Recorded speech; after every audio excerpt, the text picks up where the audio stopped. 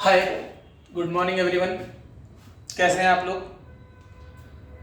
तो हम लोग पिछली क्लिप में स्ट्रेट लाइन में equation of lines in different form पे क्वेश्चंस कर रहे थे और काफ़ी क्वेश्चन किए थे। और आज हम लोग नई हेडिंग पे बात करेंगे, एंगल बिटवीन टू लाइंस, दो लाइंस के बीच में एंगल। तो यहीं से शुरुआत करते हैं बिना इधर उधर की बात किए हुए। तो angle between two lines, let slope of two lines are given, let slope of two lines are given. तो एक लाइन ये है और एक लाइन ये है। अच्छा, एक बात है, आपने ज्योमेट्री में पहले पढ़ा होगा कि अगर दो लाइन पैरेलल हैं तो इनके बीच के एंगल को हम लोग जीरो कहते हैं, और दो लाइन अगर इंटरसेक्टिंग है तो ये अपोजिट एंगल, जो ये थीटा होगा तो ये भी थीटा होगा, और ये अगर थीटा है तो ये पाई माइनस थीटा। तो ज्योमेट्री से हम लोग को बचपन से जब से वो पढ़ाया गया है, तो जब भी एंगल के बारे में कहा जाता है तो हम प्रेफर एक्यूट एंगल कहते हैं। जैसे दो लाइन के बीच में हमसे किसी ने कहा एंगल 30 डिग्री है, तो अंडरस्टूड है कि 150 डिग्री भी एंगल होगा। किसी से ने हमसे कहा कि पाई बाई 4 है, तो अंडरस्टूड है कि उसके बीच का एंगल 3 पाई बाई 4 ही होगा। लेकिन हम प्रेफर करते हैं एक्यूट एंगल बताना, जब तक कि क्वेश्चन स्पेसिफिकली न कह दे कि हमको ये रोटेशन का ही एंगल चाहिए। तो यहां पर अगर हम ये कहें कि भाई ये लाइन L1 है और ये लाइन L2 है, और अगर हमसे कहा जाए कि L1 की जो स्लोप है वो M1 है और L2 की स्लोप, क्योंकि हम लोग देख चुके हैं कि एंगल नहीं दे करके हम लोग डायरेक्शन देते हैं, तो अगर L1 की स्लोप M1 है, M1 है मतलब tan थीटा 1 है, मतलब ये एंगल थीटा 1 है, और M2 मतलब tan थीटा 2 है, तो ये एंगल थीटा 2 है। डायग्राम, एंगल बिटवीन लाइंस का मतलब ये एंगल बिटवीन लाइंस, ये भी और ये भी, दोनों को हम कह सकते हैं, लेकिन हम एक्यूट प्रेफर करते हैं। तो ये आपका थीटा 1 एंड थीटा 2 है। तो अब अगर आप यहां से कह सकते हैं कि theta is angle between line, theta is angle between lines, और other than acute angle between lines, where theta 1 आपको गिवन क्या है, गिवन है इक्वेशन ऑफ, गिवन है लाइंस जिनके स्लोप m1 m2 है। तो let two lines are given whose slopes are m1 and m2, means you are given m1 m2 and from m1 m2 we find theta 1 and theta 2. तो theta from the diagram can be written as theta 1 minus theta 2. In any triangle, sum of internal angle is equal to opposite exterior angle. That's why theta is equal to theta 1 minus theta 2. किसी भी त्रिभुज में अंतः कोणों का योग सम्मुख बाह्य कोण के बराबर होता है। तो चूंकि हमें m1 m2 गिवन है, मतलब tan theta 1 tan theta 2 given है, इसलिए ऑपरेटिंग tan बोथ साइड, तो tan theta is equal to tan of theta 1 minus theta 2, tan a minus tan b upon 1 plus tan a tan b। tan theta is equal to m1 minus m2 upon 1 plus m1 m2। पहले इतना note करो, फिर इसमें कुछ बातें करते हैं हम लोग, मुझे ध्यान से देखिएगा। tan theta is equal to m1 minus m2 upon 1 plus m1 m2। तो सबसे पहली बात, जो फार्मूला ये हमने निकाला, तो ये फार्मूला जनरली हम इस तरह से नहीं याद करते हम लोग। सबसे पहली बात तो याद करते हैं tan theta is equal to mod of m1 minus m2 upon 1 plus m1 m2। पहली बात, सर मॉड क्यों लगाते हैं?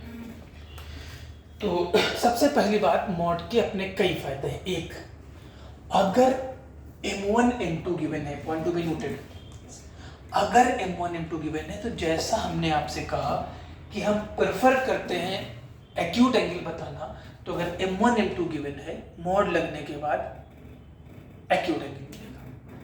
लेकिन मॉड लगने से हमारा एग्जैक्ट एंगल नहीं मिलेगा। एग्जैक्ट एंगल हम बात करेंगे, लेकिन अभी नहीं। तो मॉड लगने से फायदा क्या हुआ कि अगर लाइंस की स्लोप गिवन है तो दोनों लाइन के बीच का एक्यूट एंगल ही मिलेगा, एक। दूसरा, अगर एंगल गिवन है तो मॉड का क्या फायदा, तो जरा ध्यान से सुनिएगा, डायग्राम बना रहे फिर मिटा भी लेंगे।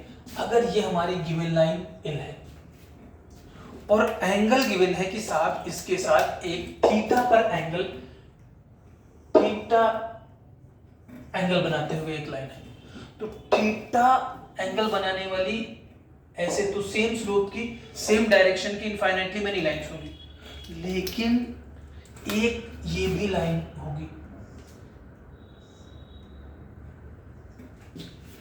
तो अगर आपको एंगल गिवन है तो मॉड लगाने से फायदा होगा कि ये और ये दोनों लाइन की स्लोप मिल जाएंगे, क्योंकि मॉड जब ओपन होगा तो एक प्लस देगा और एक माइनस।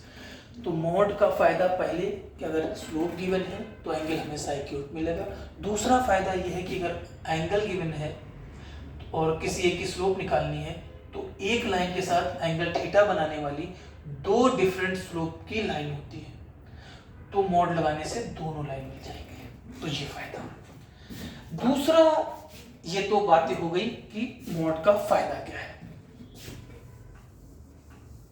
और एग्जैक्ट एंगल को हम बात करेंगे अभी नहीं, बाद में कि सर अगर हमें एग्जैक्ट हमको ये चाहिए कि हमको एग्जैक्ट यही चाहिए तो हम बात करेंगे, लेकिन अभी नहीं। दूसरी बात कि अगर if m1 equal to m2, अगर m1 m2 बराबर हो गया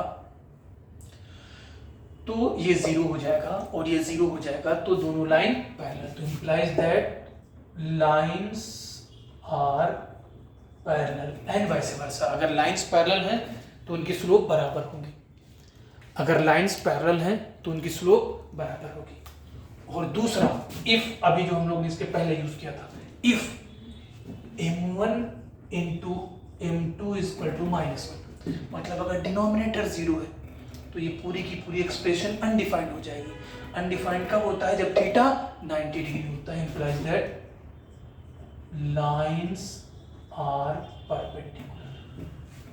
तो अगर दो लाइन की स्लोप का प्रोडक्ट -1 है, इसका मतलब लाइन परपेंडिकुलर है, इसका मतलब लाइन परपेंडिकुलर है। तो अभी हम लोग ने मतलब पिछले क्लिप में हमने यूज किया था कि दो लाइन परपेंडिकुलर हैं तो उनकी स्लोप का प्रोडक्ट वहां पर हमने माइनस किया था, तो अब ये यूज हो गया।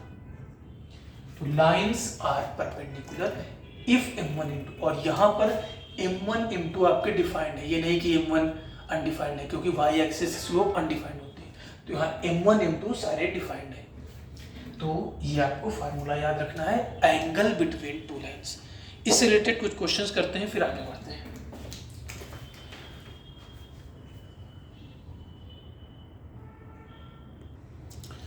तो find angle between lines, y equal to 2 minus root 3x plus 5, y equal to 2 plus root 3x minus 9।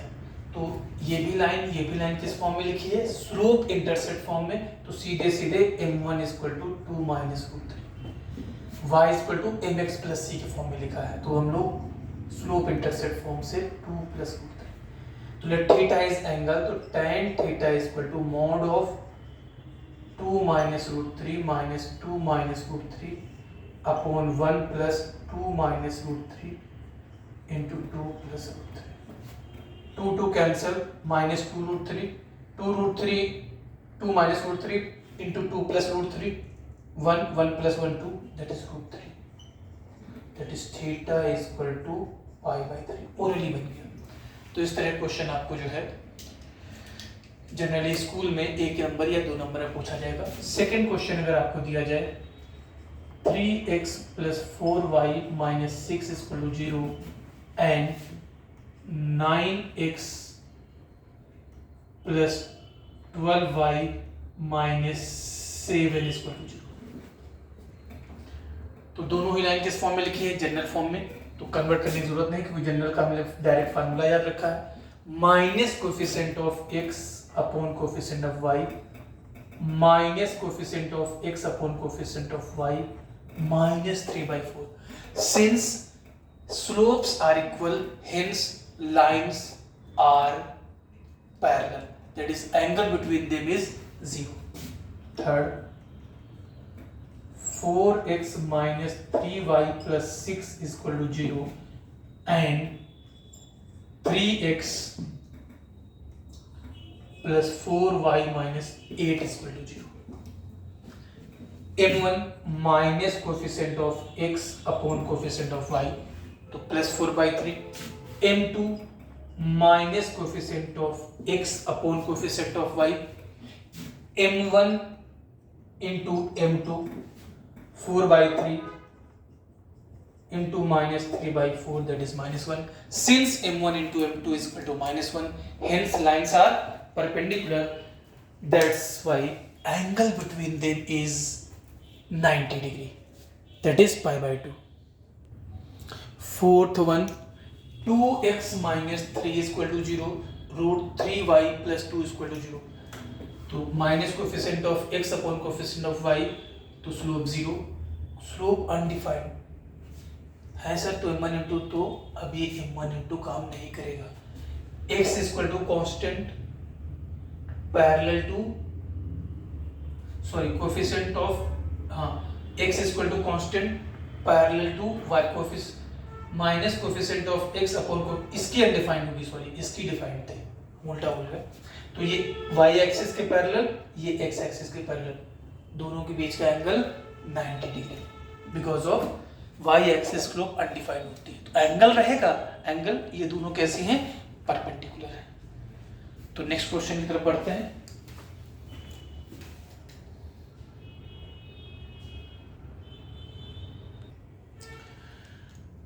The slope of a line is double of the slope of another line. दो line है जिनकी slope given है, तो let m1 is equal to m, m2 is equal to 2m.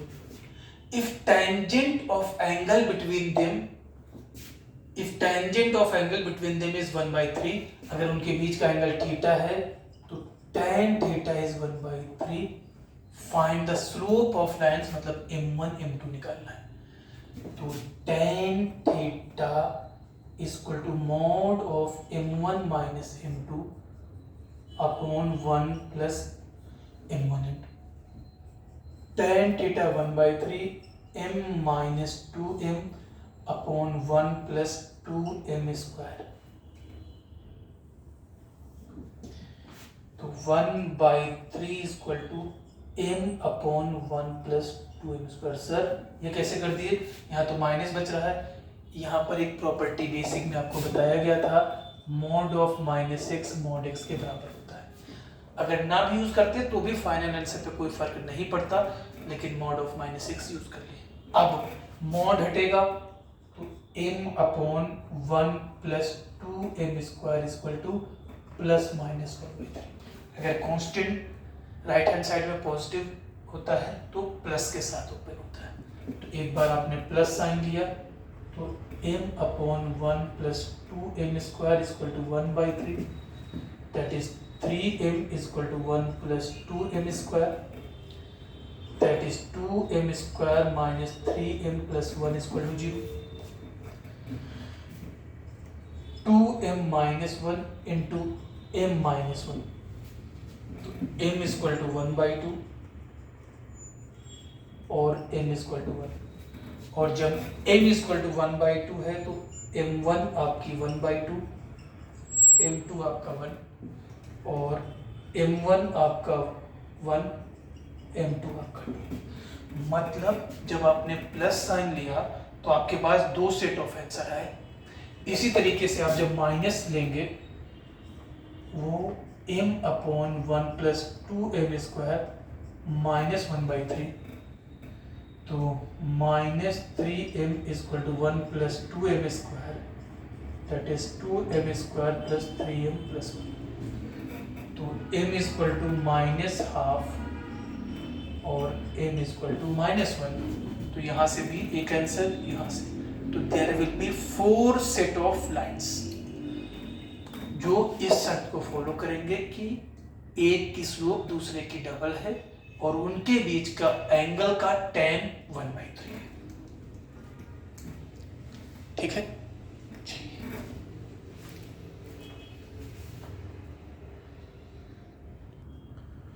find equation of a straight line which passes through the point 2, 3 and parallel to the line. तो equation of line through 2, 3 y minus y1 is equal to mx minus x1. अब m कैसे निकलेगा? Since line is parallel to 2x minus 3y plus 1 is equal to 0. दोनों line parallel हैं तो इनकी slope equal होगी, तो m is equal to minus coefficient of x upon coefficient of y, that is 2/3. तो y minus 3 2/3 into x minus 2, 3y minus 9 is equal to 2x minus 4, 2x minus 3y plus 5 is equal to 0. तो किसी line के parallel line की equation लिखना, ये हम लोग ने बात किया। अब यहीं पर ये तो कैलकुलेशन आसान है, ये क्वेश्चन के बाद पैरेलल लाइन इसका मतलब स्लोप बराबर होगी, और स्लोप किस पे डिपेंड करती है? कोफिशिएंट ऑफ x और कोफिशिएंट ऑफ y पे। तो पैरेलल लाइन है, इसका मतलब कोफिशिएंट ऑफ x और कोफिशिएंट ऑफ y नहीं बदलेगा। इसी बात को ध्यान में रखते हुए ये क्वेश्चन तो करा दिए। हेडिंग दीजिए direct method to write equation of line parallel to given line, parallel to given line, direct method to write equation of line parallel to given line. किस बात का ख्याल रखते हुए? अगर पैरेलल लाइन है तो कोएफिशिएंट ऑफ x और कोएफिशिएंट ऑफ y सेम होगा। तो let equation of given line, let equation of given line is ax plus by plus c। Given line है तो abc सब कांस्टेंट होगा।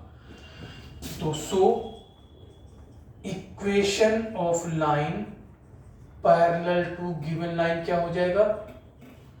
Given line will be ax plus by plus lambda is equal to 0। तो किसी line के parallel line लिखना है तो direct ax plus by plus lambda। तो लैम्डा कहां से निकलेगा? From given condition, from given condition find lambda. अगर सर लैम्डा नहीं तो लैम्डा का इनफाइनाइट, क्यों? इनफाइनाइटली मेनी वैल्यूज हो सकती हैं। क्यों? एक लाइन के पैरेलल कितनी लाइन हो सकती हैं?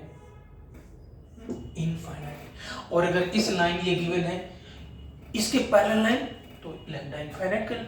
और अगर स्पेशल लाइन पूछना है तो फिर लैम्डा की वैल्यू देगा, तो लैम्डा की वैल्यू देगा तो स्पेशल मिल जाएगा। तो एक तो ये तरीका है, और ये हमने डायरेक्ट मेथड। जनरली इस पे कैलकुलेशन कम होगा, और इस पे क्वेश्चन नहीं मिलेगा कि ये इक्वेशन दी, इसके पैरेलल लाइन की इक्वेशन लिखो। क्वेश्चन दूसरे क्वेश्चन में जरूरत होगी किसी लाइन के पैरेलल लिखना, तो हम फिर ये पूरा नहीं करेंगे सीधे सीधे। तो सीधे सीधे जब करोगे तो क्वेश्चन क्या हो जाएगा? Equation of line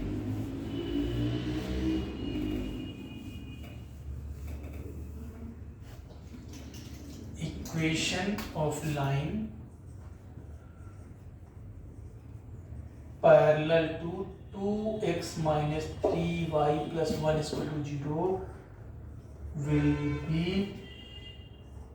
2x minus 3y plus lambda is equal to 0 इस लाइन के पैरेलल। अब लैम्डा की वैल्यू के निकालने के लिए गिवन है इट पास थ्रू 2, 3, तो 4 minus 9 plus lambda is equal to 0, so lambda is equal to 5। एक लाइन में, और ये तो तुमको दिखाना है इसलिए, वरना ऑलरेडी खत्म हो गया। 2x minus 3y plus 5 is equal to 0। तो किसी लाइन के पैरेलल लाइन लिखने का direct method ax plus by plus lambda is equal to 0। तो नेक्स्ट क्वेश्चन की तरफ बढ़ते हैं।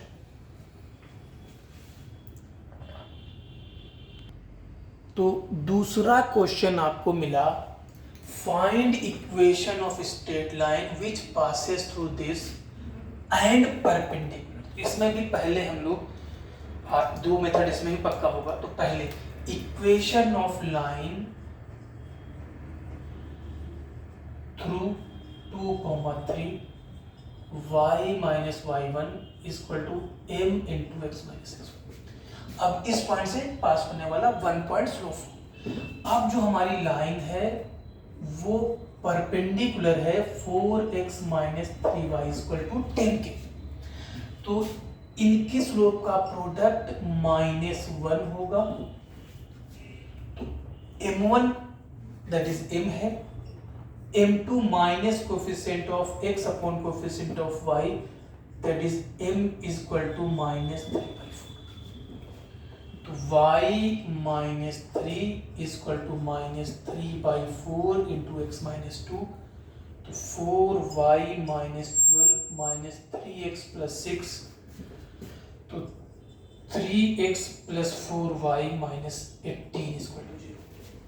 इस लाइन के परपेंडिकुलर थी इसलिए हम लोग ने ये यूज कर लिया, क्योंकि दो लाइन अगर परपेंडिकुलर है तो उनकी स्लोप का प्रोडक्ट -1। ये तरीका से नोट करिए। और ऑब्वियस है यहाँ पर भी हम लोग डायरेक्ट मेथड देखेंगे। Direct method to write equation of line perpendicular to given line. पहले नोट करो फिर आगे बढ़ते हैं।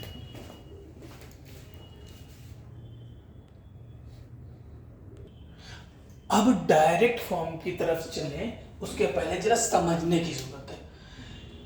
दोनों की प्रोडक्ट का स्लोप -1 होगा। इसका मतलब अगर ये a अपॉन b है तो इसे -b/a बनना पड़ेगा। उसका रेसिप्रोकल बनना पड़ेगा, तब तो न्यूमेरिकल वैल्यू कैंसिल हो जाएगी। और -1 के लिए, इसलिए अगर ये a अपॉन b है तो इसे -b/a, reciprocal with negative sign. तो इसी बात का ख्याल रखते हुए a और b x और y के कोफिशिएंट हैं, तो उनको रेसिप्रोकल होना है, मतलब x और y के कोफिशिएंट को इंटरचेंज करना है। और जो कि माइनस साइन आना है, इसलिए किसी एक को चेंज करना है। तो let equation of given line is this. So equation of line perpendicular to given line कितने, क्योंकि पैरेलल लाइन में दोनों सेम होता था तो केवल कांस्टेंट बदलता था। यहाँ कांस्टेंट तो बदलेगा ही, c कांस्टेंट का मतलब c coefficient of constant. a और b इंटरचेंज होंगे क्योंकि रेसिप्रोकल आना है, और किसी एक का कोफिशिएंट को साइन भी चेंज करना है तभी माइनस आएगा। तो कितने स्टेप करने हैं? चेंज लिख लीजिए आप ब्रैकेट में, चेंज कोफिशिएंट ऑफ या interchange coefficient of x and y and change sign of one of them. क्यों? क्योंकि रेसिप्रोकल के साथ तब -1 आएगा। तो अब आपके पास bx minus ay plus lambda equal to 0 और minus bx plus ay plus mu, sir यहाँ लैम्डा म्यू, हाँ, तो अगर ये +4 आएगा तो ये -4 आएगा, तो हमने जान करके म्यू कर दिया। तो तुम्हारी मर्जी, हमने क्या किया, x और y के कोफिशिएंट, y कोफिशिएंट x के साथ गया, x कोफिशिएंट y के साथ गया, और एक हमने a को माइनस कर दिया, यहाँ हमने भी, तुम्हारी मर्जी। तो interchange coefficient of x and y and change sign of one of them, ये तुम्हारी मर्जी। क्यों? उसकी वजह आपने देखी। तो अगर यहां पर हम लोग करें डायरेक्ट मेथड से,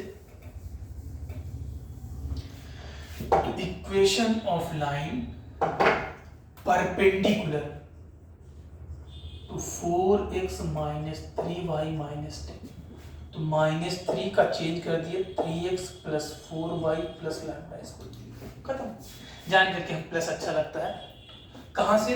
पास थ्रू R2, 3, तो 6 plus 12 plus lambda equal to 0, lambda equal to -18। तो 3x plus 4y minus 18 equal to 0 एक लाइन में बन गया।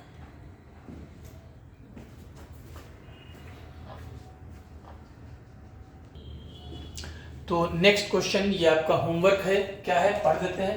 Prove that the equation of the straight line which passes through the point a cos cube theta comma a sin cube theta and is perpendicular to straight line x sec theta plus y cos sec theta is equal to a is x cos theta minus y sin theta is equal to a cos 2 theta।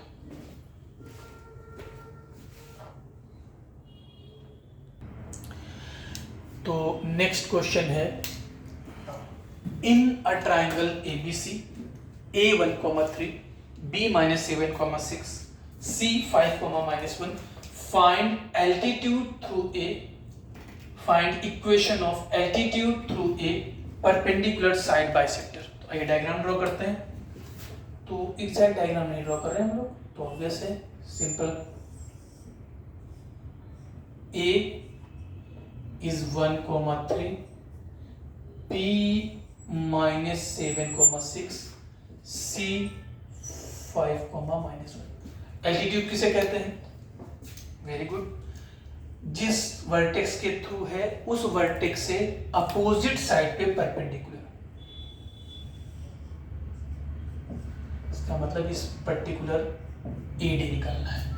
Perpendicular side bisector of AC, perpendicular side bisector का मतलब AC के perpendicular हो और उसके mid point से जाए। एक बात ध्यान रखिएगा, परपेंडिकुलर साइड बाइसेक्टर कोई जरूरी नहीं है कि अपोजिट वर्टेक्स से पास हो, स्पेशल केस में पास होता है, हमेशा नहीं।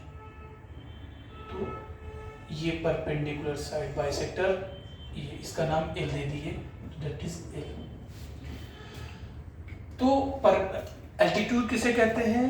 वर्टेक्स से अपोजिट साइड पे परपेंडिकुलर होता है। परपेंडिकुलर साइड बाइसेक्टर किसे कहते हैं? साइड को बाइसेक्ट करता है, लगना चाहिए मिड पॉइंट, अगर नहीं लग रहा है तो देख लीजिएगा, और मिड पॉइंट से जाए और परपेंडिकुलर। तो एल्टीट्यूड थ्रू A, तो सबसे पहले slope of AD into slope of BC -1 होगा। क्यों? परपेंडिकुलर है। Very good. Slope of AD को अगर हम लोग M1 कह दें तो slope of AD will be M1 into slope of BC y2 - y1 upon x2 - x1 equal to -1। तो M1 इक्वल टू 12/7। तो equation of AD, equation of AD will be y minus y1 is equal to 12/7 into x minus x1। 1 point slope form यहाँ से निकल आई और 1 point यहाँ given था। तो 7y minus 21 is equal to 12x minus 12, 12x minus 7y minus 9 is equal to 0। This is equation of AD, that is altitude through A, that is altitude through A।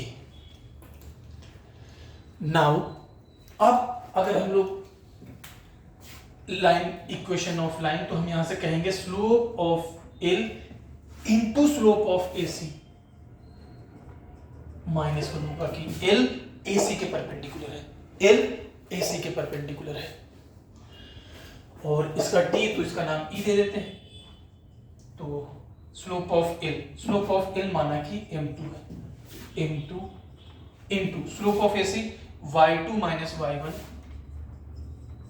Upon x2 - x1। तो M2 is equal to 1, और E का coordinate,